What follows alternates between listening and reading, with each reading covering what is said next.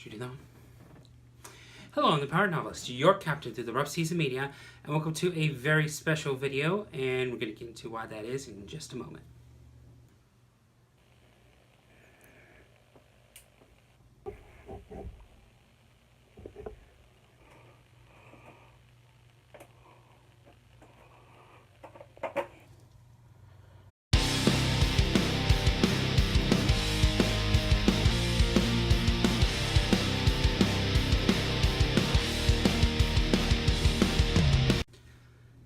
As I said earlier, this is a very special video. This is my contest entry into VinylCollector James's 1,000 subscriber contest. The reason this is special is about a year ago was one of my very first videos when he had his 500 subscriber contest. Jeez and Pete's, it feels like even more than a year. It's kind of crazy how time can fly, and I've been watching James's videos for a very long while, and he absolutely deserves every single one of those subscribers. James, I know you're watching. You're one of my favorite YouTubers, and if it wasn't for you and that contest initially, I probably wouldn't be sitting here making this video right now. So thank you from the bottom of my heart. Keep being awesome. I always love watching the videos, you know, seeing your collections and hearing your thoughts on music and all of that. It's always fun to watch. So this is my contest entry, but I just wanted to say thank you for being awesome.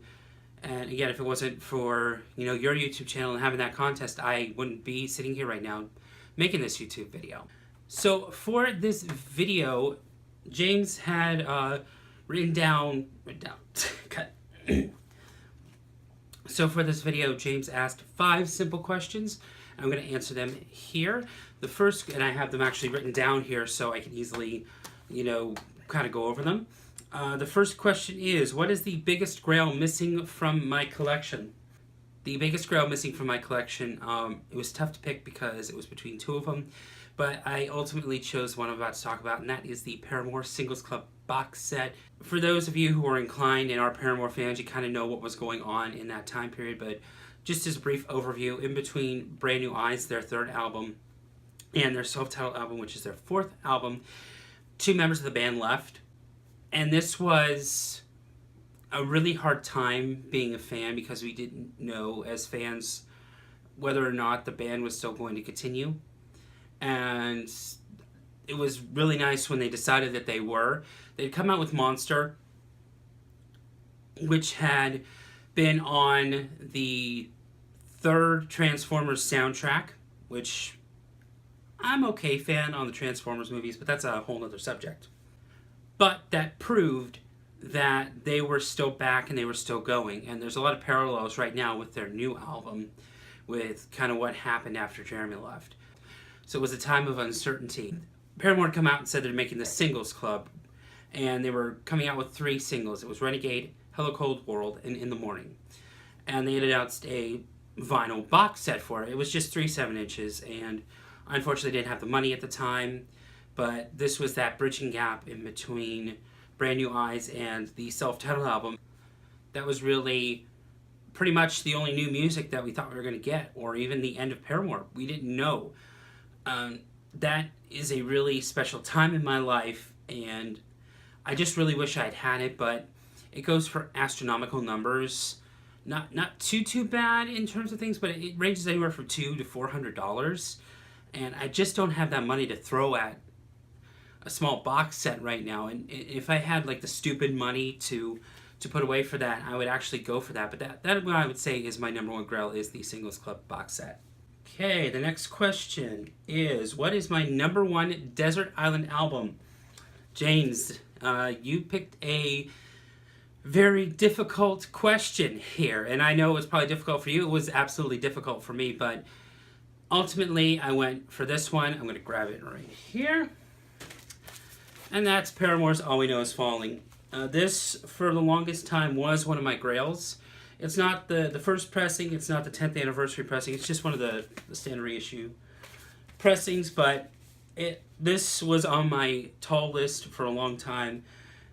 This, like all the other Paramore albums, means the world to me, but this one in particular was one of the early days for me when I was just getting really into music. And what I mean by that is when I was just starting to appreciate music for what it was, who the artists were, understanding the lyrics, understanding everything. And this is just a classic album for me, and I can honestly just pull it up at any time and not be tired of listening to it. And it's just on standard black, and it's a beautiful pressing, beautifully remixed.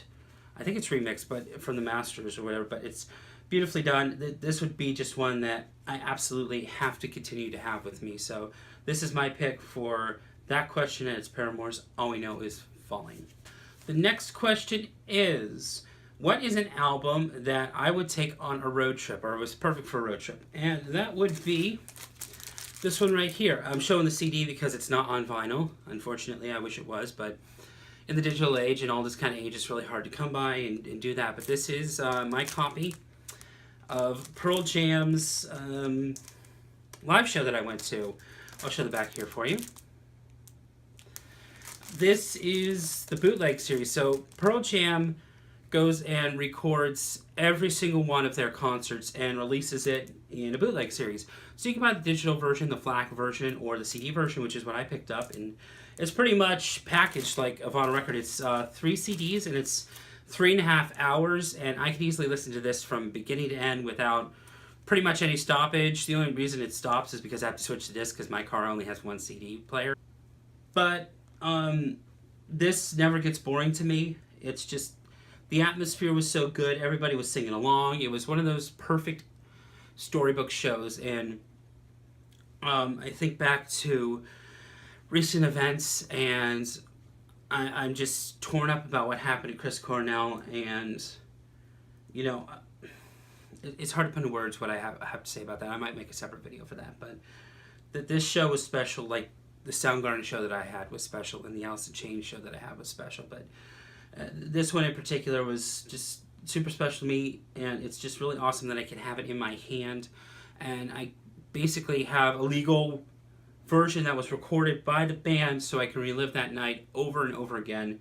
And like I said just a minute ago, it's 3.5 hours, so I blow through this thing in basically a week because I'm a commuter to work where I work. So this is just something that I can easily just put on, not get tired of listening to, and it really just kind of not kills the time, but makes that time when I'm sitting in traffic or just traveling that much better. And I think that's pretty much what a road trip kind of album or a driving album really should be, is that. So yeah, it's Pearl Jam's live show that I saw, and that was Hampton on April 18, 2016. And for those of you watching, I actually did a concert diary video, and I'm going to leave the link to that video in the description below. The next question is, what is an unexpected album in the collection? Basically, if I show somebody my collection, what's an album they'd be surprised that I have? And that was actually pretty hard for me to choose, but ultimately I had asked my friends, did a little bit of a poll, and I came up with this one. And that is Glen Campbell's By the Time I Get to Phoenix. Now, this might not be too surprising to some of my longtime viewers, but it is really surprising to some people who know the way I operate and know my music taste. I actually do like country.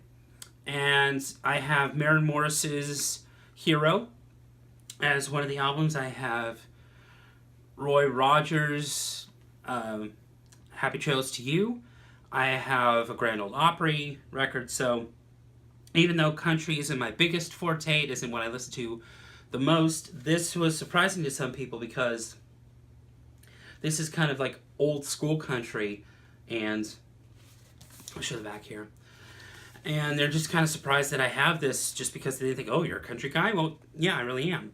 And I think the definition of an unexpected album is something that surprises people that you have, and then realize that, oh, okay, so it adds a little bit of dimension to what, your music taste is too. And yeah, so that's Glen Campbell's By the Time I Get to Phoenix.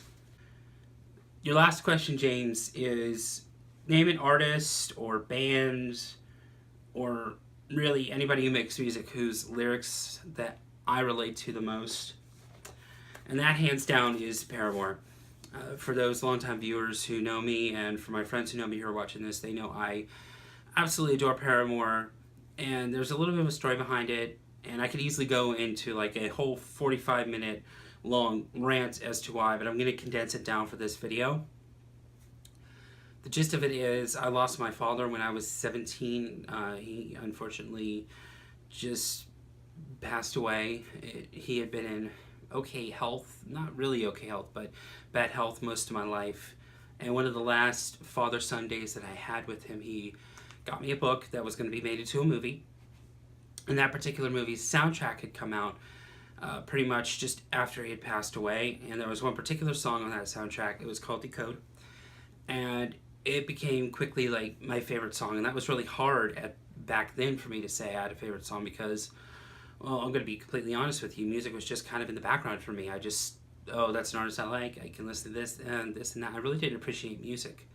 And it wasn't until I heard Decode that it really kind of sparked everything.